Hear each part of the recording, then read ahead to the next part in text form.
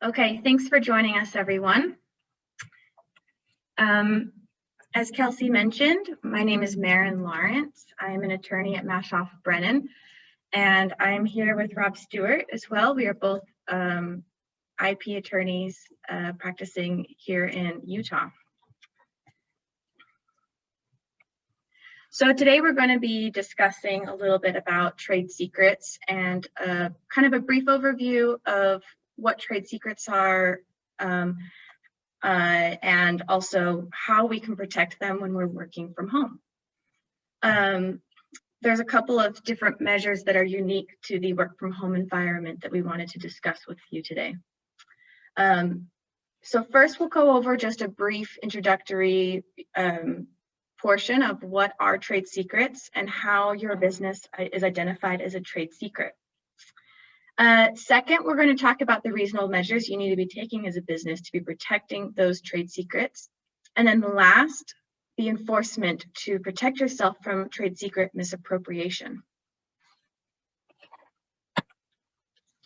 Okay, so just to give a brief overview of trade secret basics, the DTSA is the federal law that protects trade secrets. It's known as the Defend Trade Secret Act. This was codified in 2016, and it gives a federal cause of action for trade secret misappropriation. Going with that, there are also state trade secret laws. And so with every state, there are different laws that they can protect trade secrets as well. So in Utah, we have the Uniform Trade Secret Act, which is codified under the Utah Code there. So if you have a trade secret case, you can bring a federal cause of action as well as the state cause of action. There are some differences to those laws, but a lot of portions of them are very similar. So what is a trade secret? In order for us to really talk about how to protect our trade secrets, we need to really know what they are. The DTSA has a definition for what a trade secret is, and it says that a trade secret is all forms and types of financial, business, scientific, technical, economic, or engineering information. If the owner has taken reasonable measures to keep such information secret, and the information derives from independent economic value or potential. So to kind of give you a shortened version of what that whole entire statute says, it's information, reasonable measures taken to protect that information, and which derives from independent economic value from not being generally known. Those three steps constitute a trade secret. As also of note, there's a 3-year statute of limitations to bring a case. So if you find out somebody has taken your trade secret information, you have 3 years from the date it was taken or the date that you reasonably should have discovered that information was taken. If something was taken 7-8 years ago and you did nothing to protect it or keep track of what other people have been able to have access to, you won't be able to bring that case. So we're really going to be focusing a lot about working from home and how cloud services affect trade secret law. And in the last 5 or 6 years or so, we've seen a big increase of trade secret cases. This is sort of a map that's pointing out every case that is involving a trade secret and cloud-based services. You can see starting in 2016, there's been a pretty big uptick in the number of cases that have been brought. The darker circles are the federal cases brought from DTSA. The lighter ones are usually state cases. And the reason that this really matters is if you don't protect your trade secret information, you can lose it. It won't be protected and it'll be publicly known out there. So it's an important thing to know what our trade secrets are. So knowing and identifying your trade secrets is the first step to being able to protect them. Trade secrets can include information such as financial projections, sales data, cost and pricing information, customer lists, distribution methods, consumer profiles, client details, marketing plans, suppliers lists, and last, manufacturing processes that might not be covered by a patent, or maybe something that you don't want to have patented. The biggest difference with a patent is you have to divulge all the information of how you make that product, or how you, you know, do the thing that's, you know, your invention. And if you want to keep that protected as a under a patent, it's only for 20 years. After that, it's public domain information. As a trade secret, that information will never expire. It stays confidential for as long as the information remains confidential.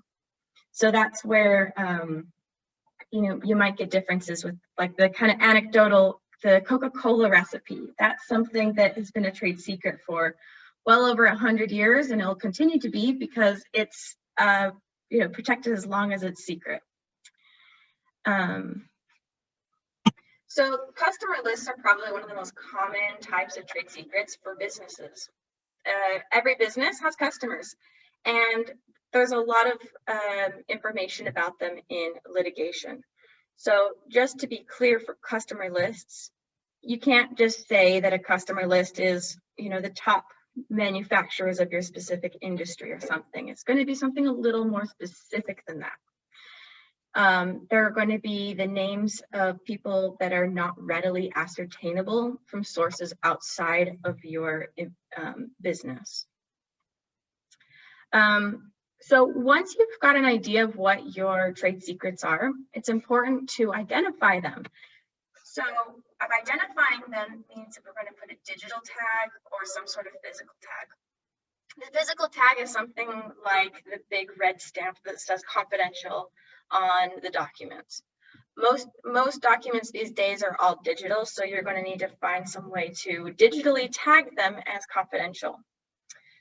This can include information such as a watermark that you put on a document. You can also include it in the metadata that this is a confidential document. You can even write it into the header or the footnote that this is a confidential document, so that on every page it's clear.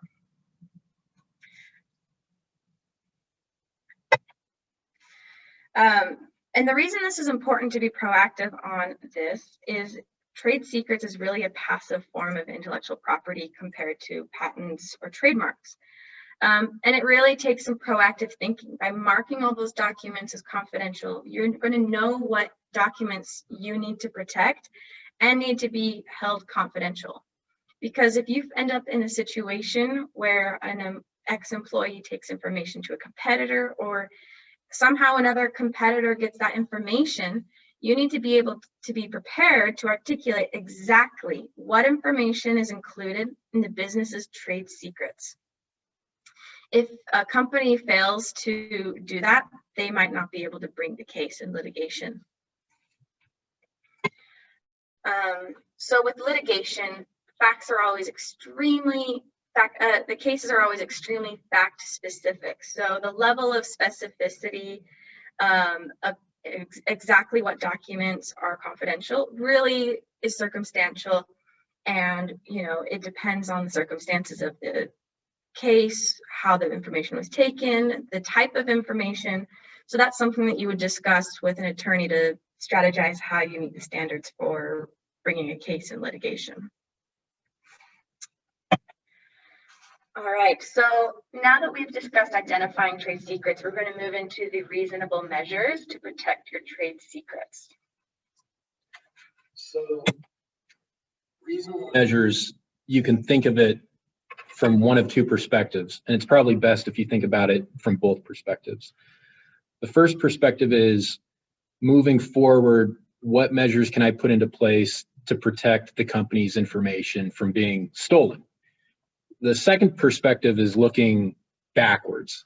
This would be where you find out your information has been stolen and you have to go to court to get some remedies against whoever stole and used the information. So Maren and I are litigators, so we often get involved when this goes to a lawsuit, and so we're looking retrospectively. What did the company do to put in place reasonable measures. So however you want to look at this, it may help to ask yourself, if our company found itself in a lawsuit, could we prove to the judge or to the jury that we implemented reasonable measures? Because if we didn't, then we have no case. So the question is, what are reasonable measures? And there's no bright line answer. It depends on the circumstances. And so here's a number of circumstances that the court is going to look at to see, okay, is what you did enough? It'll look at the nature of the trade secret. So, was this an electronic document? Was this a paper document? It's going to look at the value of the trade secret. Was this worth $1 billion? Was it worth $1 million? Was it worth $1,000? How easy was it for this to be stolen? Was it locked in a vault if it was a paper document? Or was this in a digital file that all the employees had access to on their computers? And then the size and resources of the business. So on the right hand of the screen, there's an XY axis.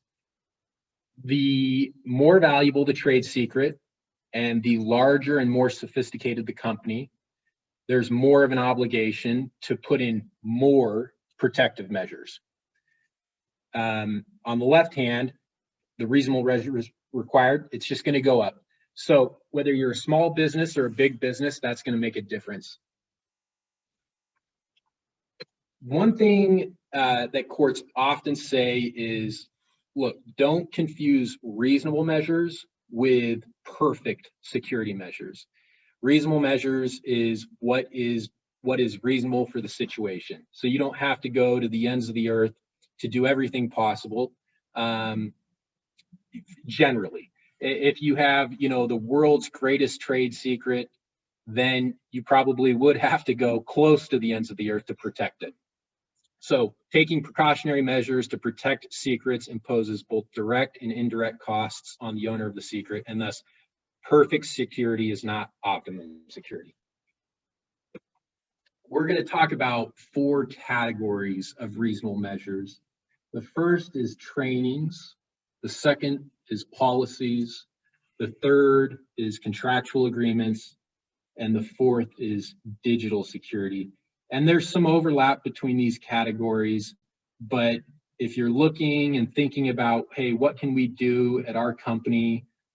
These are 4 good categories to kind of start with and look at distinctly and see how are we doing in these areas and what can we do to improve. And hopefully some of the things that we share with you can give you some ideas for how you can improve your security measures. All right, so we're going to start with conducting trainings.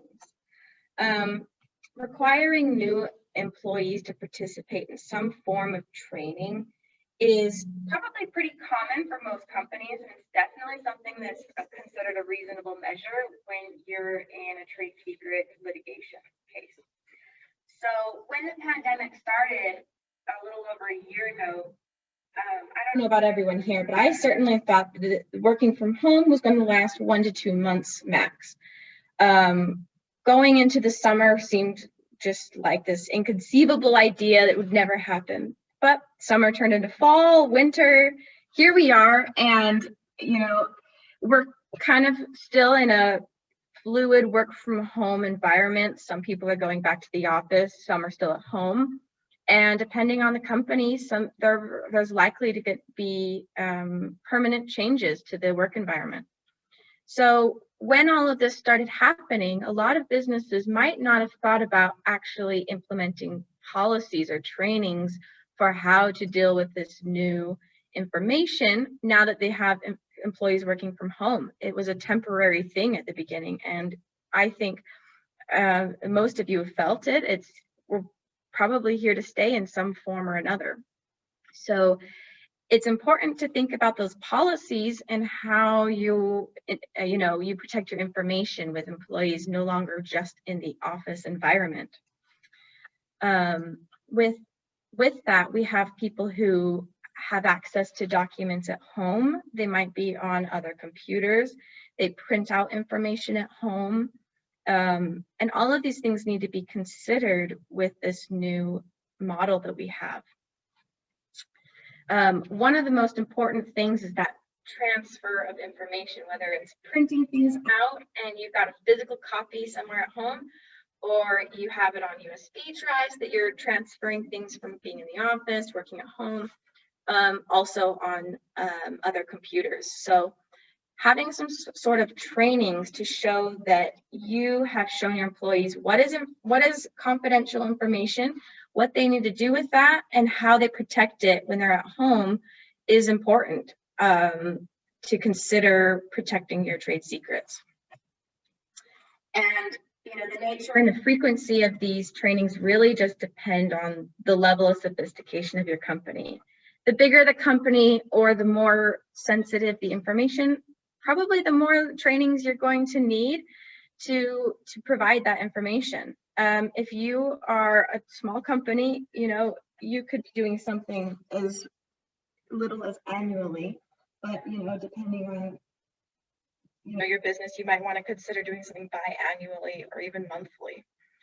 And when we're talking about these kinds of trainings, back before a year ago, most of it probably would have been in person in meetings, but you can do a lot of stuff over the internet now. Virtual meetings can be recorded and shared, and it guarantees that everybody has seen that information. And even if they weren't able to be in the meeting, you can send it to them later and you show that, look, we've conducted these trainings, we said these are new policies, and you're going to be able to show as an employer or business owner that you've been taking these measures seriously by giving trainings to protect your information. Emails to employees also are great. And then last, there's also video trainings that you can send out. There's a lot of companies that offer security awareness training for how to help protect information. They give videos, online programs that are kind of interactive. There's a lot of those kinds of things out there. But the key to this is just thinking forward, with employees working from home, in the office, implementing something that's more permanent into that training and that structure is going to be a really important part of this. So company policies are, I think of them as a kind of a low cost, reasonable measure. And we're going to go through these 8 distinct policies, and sometimes you can combine them into one policy or into a few policies, but these are each have distinct purposes. And one thing to ask yourself as we go through these is, does our company have this policy in place? And if we don't, do we have a good reason for not having it in place? Maybe you do, but maybe you don't. And at the beginning with policies, I think it's important to always ask, hey, are we updating our policies? Are we doing it regularly, frequently? COVID is a great example of why it's important to update policies. Let's say, a year and a half ago, you had really great policies in place for protecting your trade secrets. And assuming all your employees worked in the office, maybe you didn't have policies about working from home and you didn't need to. And then COVID rolls along and your employees are working from home, and because of that environment, one of your trade secrets gets misappropriated. And then you find yourself asking, well, did we update our policies to harmonize with the work from home environment that we're dealing with because of COVID? And if you didn't, that's probably just an oversight, and the court will not look favorably upon that. So circumstances are always changing, so your policies always need to change. The first policy is a confidentiality and trade secret protection policy. This is real simple. It's just going to tell your employees, look, you can't disclose trade secret information unless you're authorized to do so, and maybe unless it's within the scope of your employment. As Maren talked about, this policy needs to clearly identify what the trade secrets are so that your employees actually know what they're not allowed to disclose, what they're not allowed to use.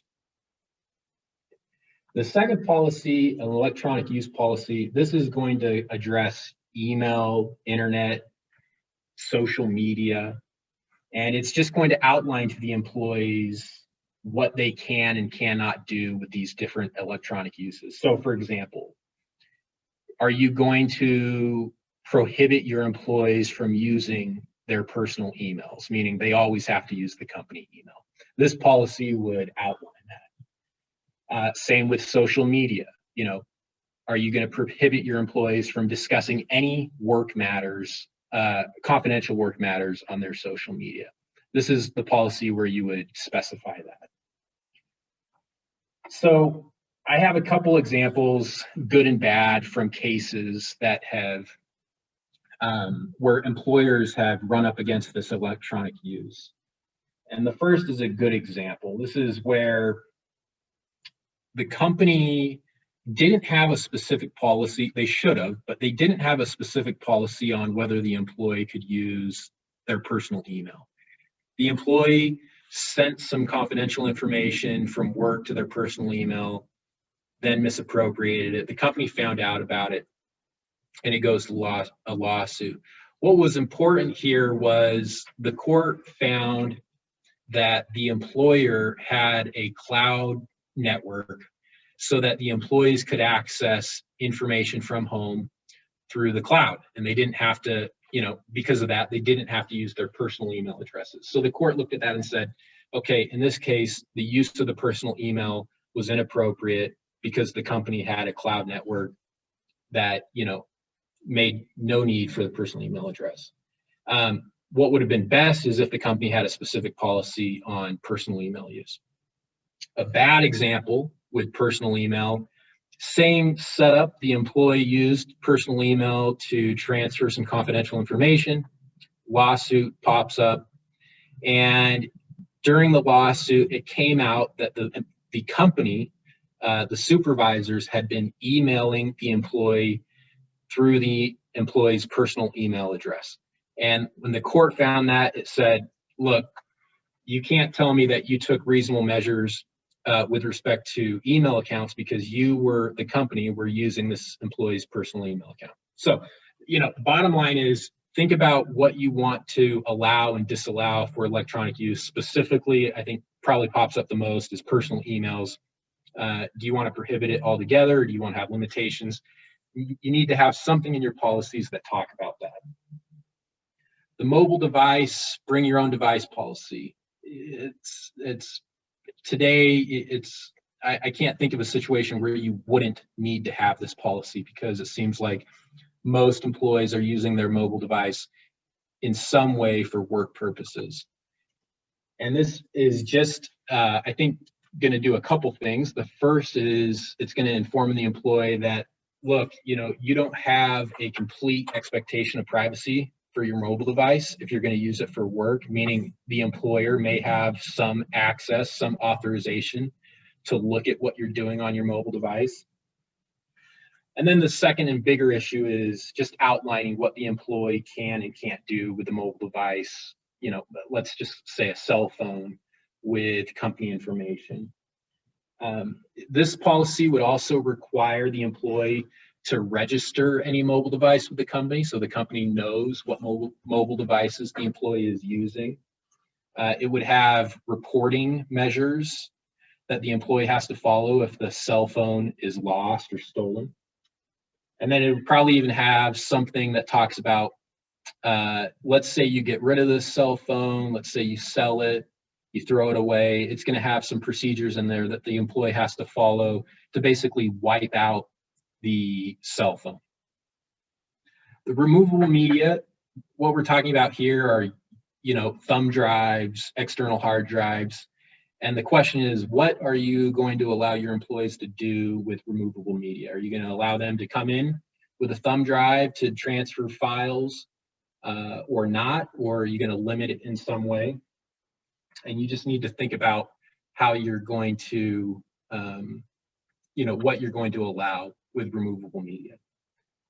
Electronic monitoring, kind of like the mobile device, if you're going to do some form of electronic monitoring. You probably first need to inform your employees that their expectation of privacy is going to be limited because the company is monitoring.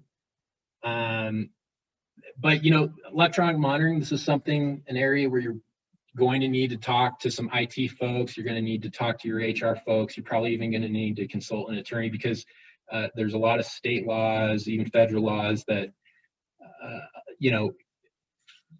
prohibit employees from doing certain things with electronic monitoring. So kind of a thorny issue to navigate, but it's definitely doable.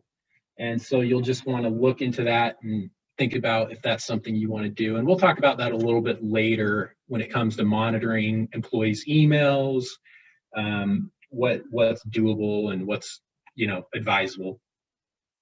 VPN and Wi-Fi. This is just going to outline to the employee, look, if you're going to be working remotely, accessing company information remotely, you have to use a VPN. It's probably good if the company provides some sort of VPN service. And same with Wi-Fi. If you're going to be accessing company information remotely, you need to use a secured Wi-Fi network. The work from home clean desk policy. This is going to tell the employees specifically what they should be doing in their home office. And you can go through a number of things. So for example, Maren talked about printing earlier. Are you going to allow your employees to print anything from home? If you are you going to limit it? Are you going to prohibit them from printing, confidential information? That policy would need to specify it. If they do print documents, if they do bring company documents home, what's the policy for protecting those while those documents are in the home? Do they need to be kept in a locked room? Do they need to be kept in a locked drawer? If the employee wants to throw those documents away, do they need to use a shredder? Do they need to bring it to the office to get those destroyed?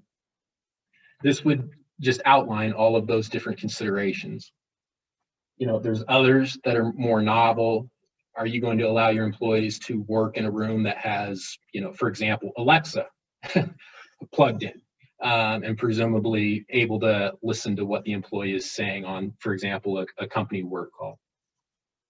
The number 8, exit interview. This, I think, is a super solid policy because this is the opportunity for the company to basically ask the employee very probing questions about company information. So it's, you're going to sit the employee down, or if you're going to do it remotely, and you're going to advise them that they have an obligation after they leave the company to not use or disclose company information. And then you're just going to conduct an audit. Hey, please tell us what company information you have in your possession. What information do you plan to take with you? What company information have you returned? What company information have you destroyed? What mobile devices or computers do you have that have company information on it? So, just go through those considerations, get the employee to disclose, and it's probably even advisable to get this interview, if it doesn't violate any laws, to get it recorded so that you have it on file if something comes up later and you need to use that to protect yourself, basically to prove, hey, we audited this employee and he told us he wasn't taking any confidential information, and then it turned out he did or she did. The last little star here is be careful of defamation. So what this is saying is it's important to have some sort of policy in place that covers what happens if the company learns that an employee or suspects that an employee has misappropriated trade secrets. And the policy needs to think about and needs to talk about, look, this is what we are going to say if we learn this. So the example is, you learn that your former employee has misappropriated trade secrets. You suspect that other current employees helped with that or were involved in that. So you need to go talk to those employees. And in some way, you may want to say, well, we've learned that one of our former employees, we think, misappropriated, or we know misappropriated confidential information. the point is, in talking about that within the company with other employees, you're probably going to say something along the lines of, we think or we know that this employee stole from us. And you'll just want to have a policy in place that really, covers what we will say and what we won't say about misappropriation. Because if it turns out that you're out there, telling all your employees that Bob had stolen a bunch of information, and then it turns out that that's incorrect, Bob could turn around and sue you for defamation, saying, hey, they said I stole, and that's a lie. And I've seen cases where that comes back to really bite the company. So just think and be careful about what you're going to say when you learn of misappropriation, and have that in a policy. Contractual agreements, these are pretty similar to the policies. These are just going to outline what the employees can and can't do. And the difference here is the employee is actually agreeing, signing to this. So the first, probably the most common for at-will employees, is a confidentiality and non-use agreement. This is just where the employee is agreeing that they will only use proprietary work information for company purposes, and they won't use it for any unauthorized purpose. NDAs, these are what you're generally going to use with your third parties. So your suppliers, your vendors, contractors, any third party that for whatever reason needs to have access to your confidential information. It's important to remember with NDAs, use them, but use them judiciously. So if you're going out and saying, hey, we can just use an NDA and disclose this information, and you're doing this, often, and you're doing it somewhat carelessly, even though you have those NDAs in place, a court may look at that and say, look, this company was just, disclosing this information to everybody that they came across. Even though they required NDAs, that's still, not enough. They should have limited it. They should have been more judicious about who exactly they disclosed it with. A return of property agreement. This is where the employee is going to agree that they will return all company information, all documents, phones, computers, any company property. They will return it when their termination ends. And, you want to make this as far-reaching as possible, so that it covers any property on the premises, at the employee's home. It covers the phone, the computer, any cloud-based information that the employee has located anywhere. So just make it broad so that that employee is contractually obligated to return any information at the end of their employment. The last is a required notice of subsequent employment. So this is really just requiring the employee to come to you and say, hey, look, I'm leaving here and I'm going to company B. And that can allow you to look at the situation and say, well, company B, we've never even heard of them. It's a totally different industry. Okay, we're probably not too concerned. Or, hey, I'm going to company C, which happens to be our direct competitor across the street from us. That may raise some red flags. So this agreement just allows you to kind of have a red flag in place when the employee leaves to go somewhere else. This last star, the DTSA notice requirement, you'll want to talk to an attorney about this if you put any of these agreements in place. But the federal trade secret misappropriation law requires that if you're going to have an agreement, any contractual agreement that will limit the employee's ability to use information, you have to have a specific notice in to the employee saying, hey, look, there are some situations where you are permitted to disclose this information. And I won't get into the details, but the gist of it is, if that employee needs to disclose the information for example, a law enforcement investigation, they would be permitted to do so, even though they have one of these contractual agreements in place. So just be mindful of that. Again, you'll probably want to talk to an attorney to make sure that you have that in place.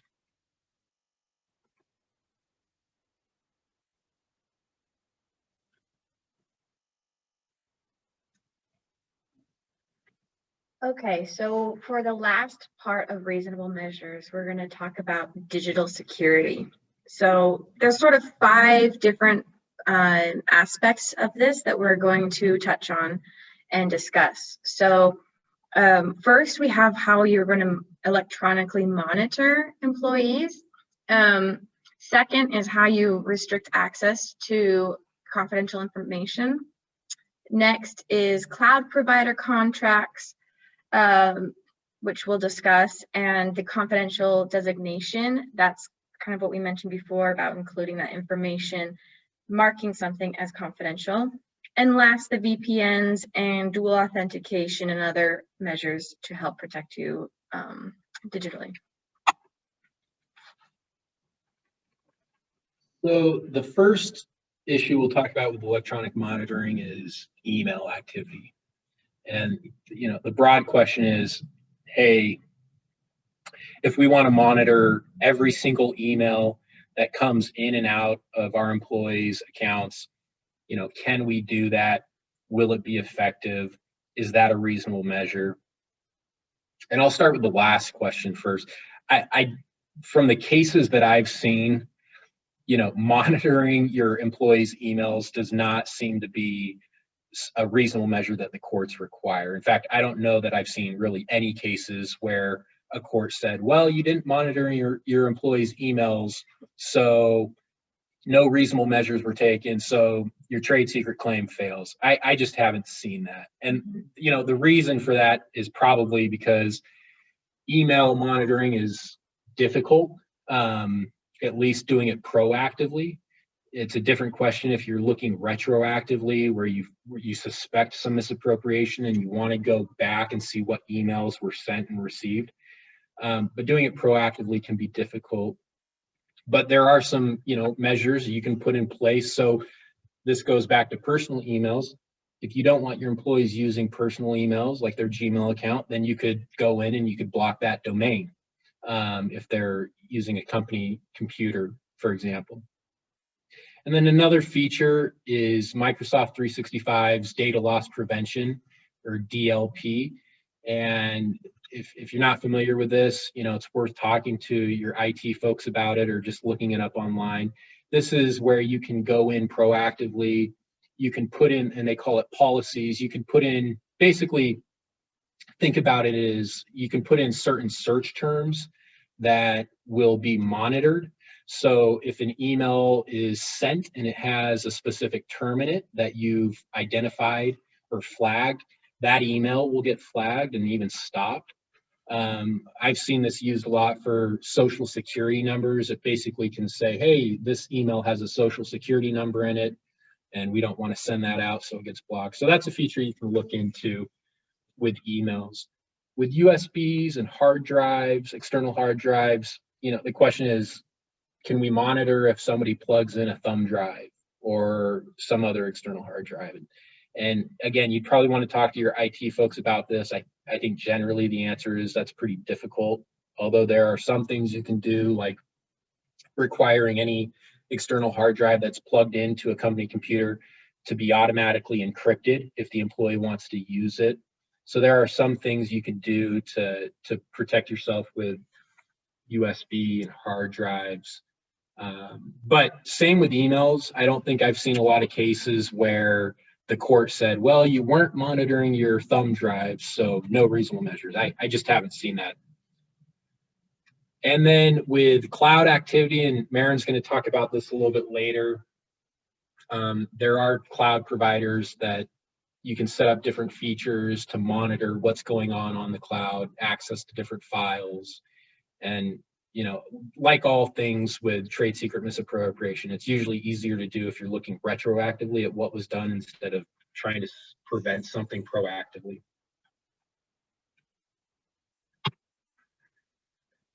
Restricting access, if your company is using a Windows network, you'll have what's called an Active Directory environment. And your IT person or your security person can go in and basically limit which employees can see or access which files. And that's fairly easy to do with Windows as Active Directory. With Macs, from what I've been told, If you're having some employees with Macs in a predominantly Windows network, it can be hard to restrict access for those Macs because the system is just set up differently. So what I've been told by some IT people I trust is, hey, if your company is going to use Macs, make everybody use Macs. Or if you're going to use Windows, make everybody use Windows. Obviously, that's easier for a bigger company as opposed to a startup. But if you are a startup, you know, that's just something you want to think about. Okay, so another aspect of this digital security is the cloud. Cloud-based services have become a lot more prevalent in the last year, with employees needing to share information, you know, when you're working from home and you've got people in different locations. So we've just pulled a few of the big cloud providers just to help give some anecdotal background into what some of these companies can look at with your information. So digital services, they really offer great monitoring. As Rob mentioned, you know, they have an ability to track every person who has viewed a document, updated that document, edited that document, downloaded it, anything. If there's digital fingerprints all over those, and it's really easy to keep track of that when you're using some form of cloud-based services. They also have great backup servers and security, and they're just super easy to use. So using the cloud is a great option for companies. With that being said, we think it's important that you're just aware of what you're giving up in return for those services and what they can do with your information. So cloud service provider contracts. When you sign up for one of these service providers, you have to agree to their terms and services. And they determine whether they have access to your information or don't, and whether or not they also can keep a copy after you delete something. And this is, you know, something that might not be that important if it's just generic information, you're sharing drafts of documents. But if you have really sensitive data that you're putting out there, you're going to really want to know what these providers can have and have access to. The key is that if it's a free service, they're going to want a little more information from you than if you're paying for it. So we're first going to look at OneDrive. OneDrive is probably one of the most secure and safe options out there. So in their agreement, they state that you remain the owner of your data and you control the data. They don't keep a copy for themselves. They don't have anything that says that they have a right to look at your information, read it, retain it, nothing like that. So it's a pretty secure option for using cloud storage.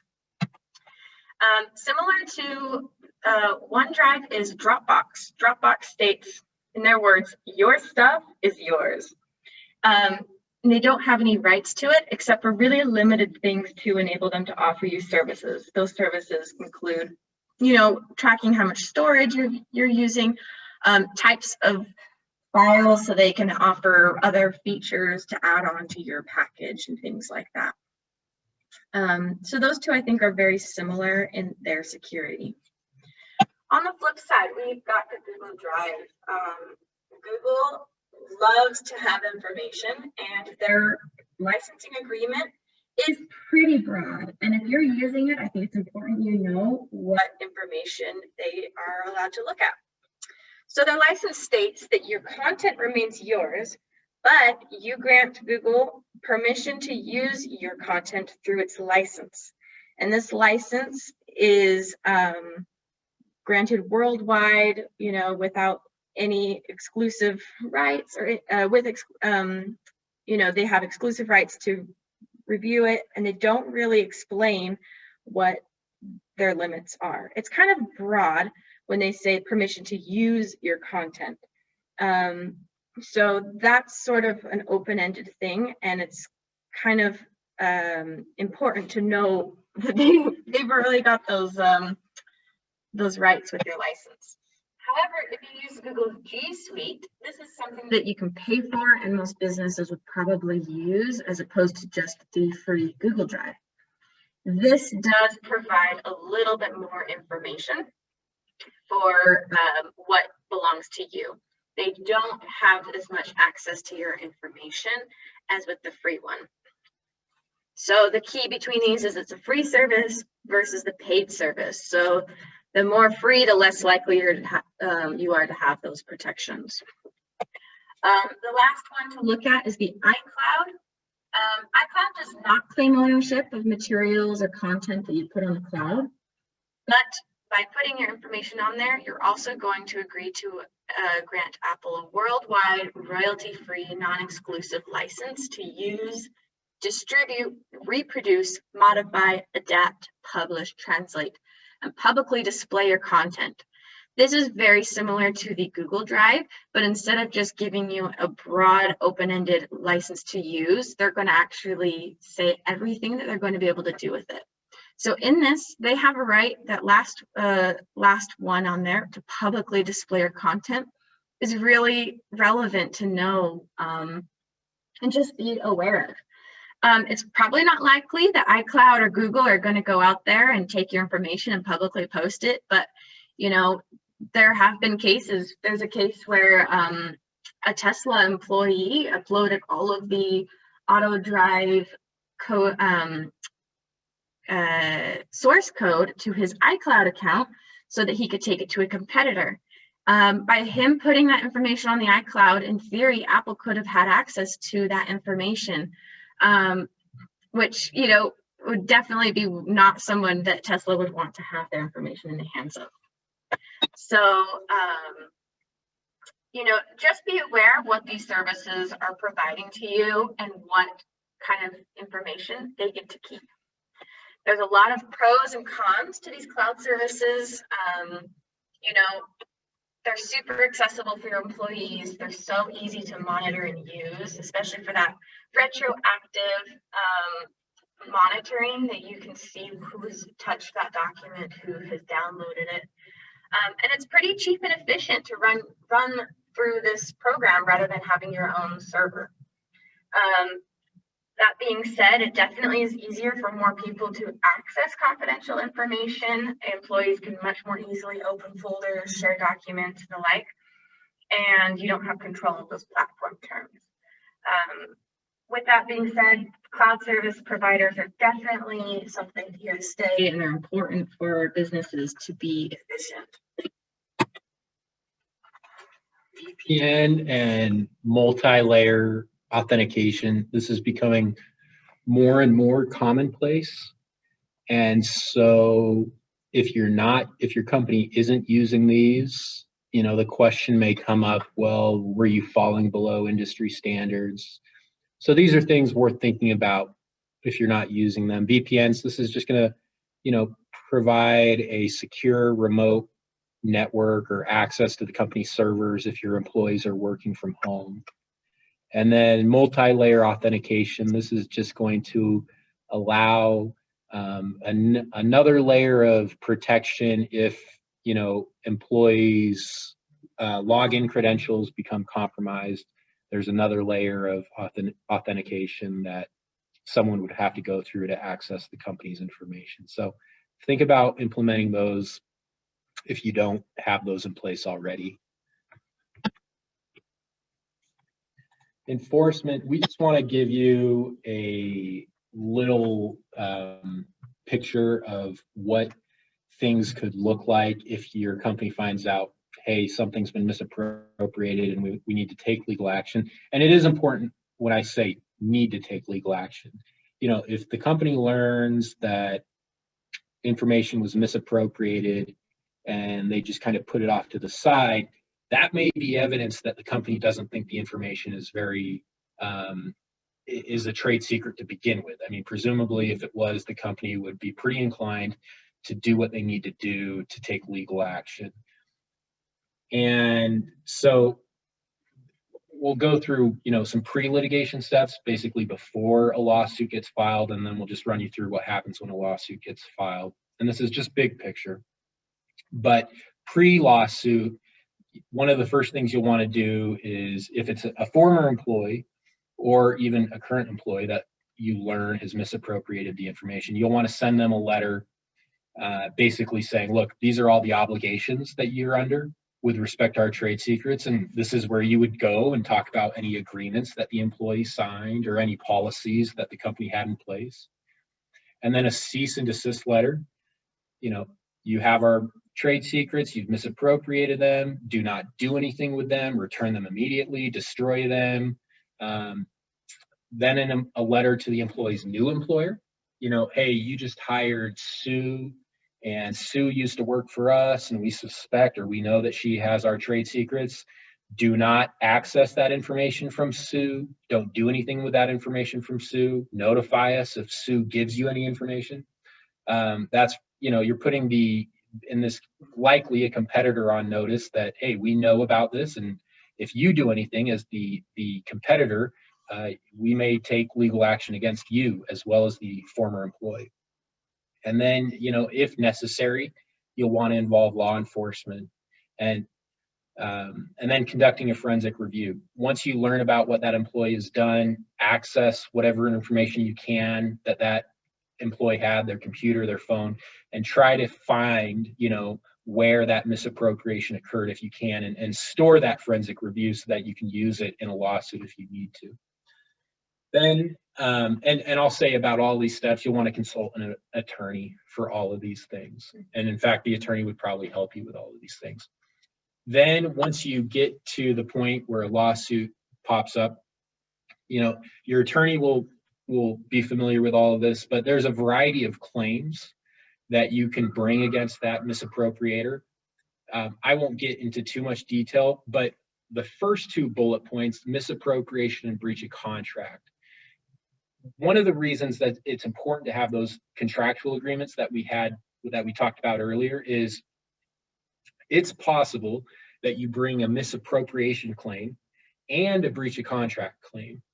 And it's possible that for whatever reason, the misappropriation claim fails, but the breach of contract claim prevails. So you kind of have two avenues to go after your former employee if you have those contractual agreements in place. And then the last bullet point, this is a breach of duty of loyalty for your employees, especially your upper level employees. They may have a legal duty of loyalty where they basically have to keep company information confidential. And that can be a claim, a legal claim in and of itself. So first thing you'll want to do, get your attorney involved. Your attorney will file a complaint in court, and probably right at the very beginning, and you'll want to do this soon. I mean, one of the important things about these lawsuits is that you act quickly, because it shows that you're taking it seriously. It shows that you're trying to put a stop to the distribution of this information that's been misappropriated. So one of the things that you'll do very early in the lawsuit is you'll move for an injunction. And this is basically where you go to the court and you say, hey, court, we have evidence that this former employee took this confidential information. We need you to issue a court order prohibiting that employee from doing anything with that information. And one of the things the court is going to look at, and this is why it's such a big issue, is, okay, maybe I'll do that if you can prove to me that you took reasonable measures before the misappropriation occurred. So again, these reasonable measures are going to be crucial if you find yourself having to go into litigation. Then as the lawsuit moves forward, there's going to be discovery, and that's going to entail a lot of stuff. But basically, the two sides are going to ask the other questions. The company is going to ask the employee, look, what did you do in terms of the misconduct?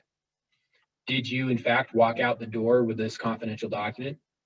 And then the employee is going to ask the company a bunch of questions about reasonable measures.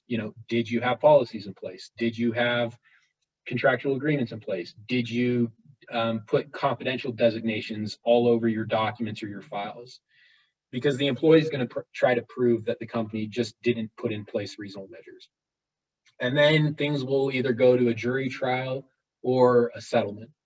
So that's just the lay of the land of what will happen if you find yourself in a lawsuit. All right, so with that, we have a few minutes left. We would love to hear if there are any comments or questions from you. I think there's a chat box that you're welcome to, you know, ask any questions to us.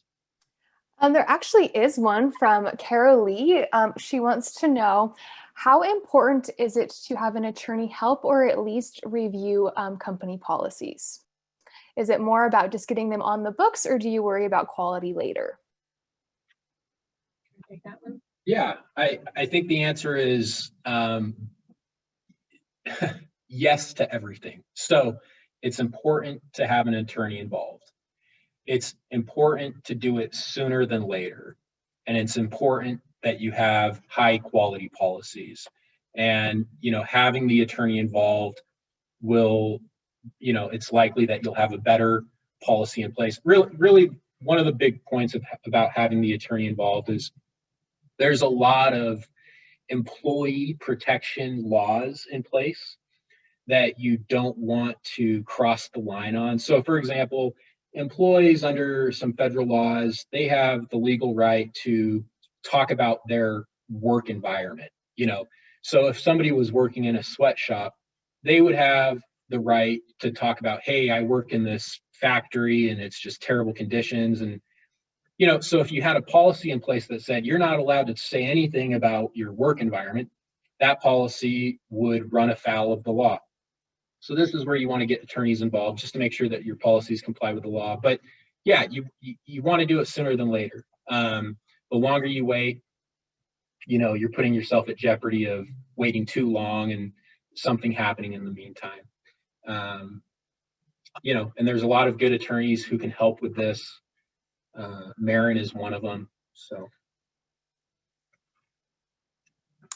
All right, we haven't received any more questions. I did just answer a chat. We will have the presentation available on utahbusiness.com before the end of the day. So unless there are any more questions, I just wanted to thank Maren and Robin for the informative webinar today and wanted to invite the rest of you to join Utah Business for our next webinar. Thank you all again.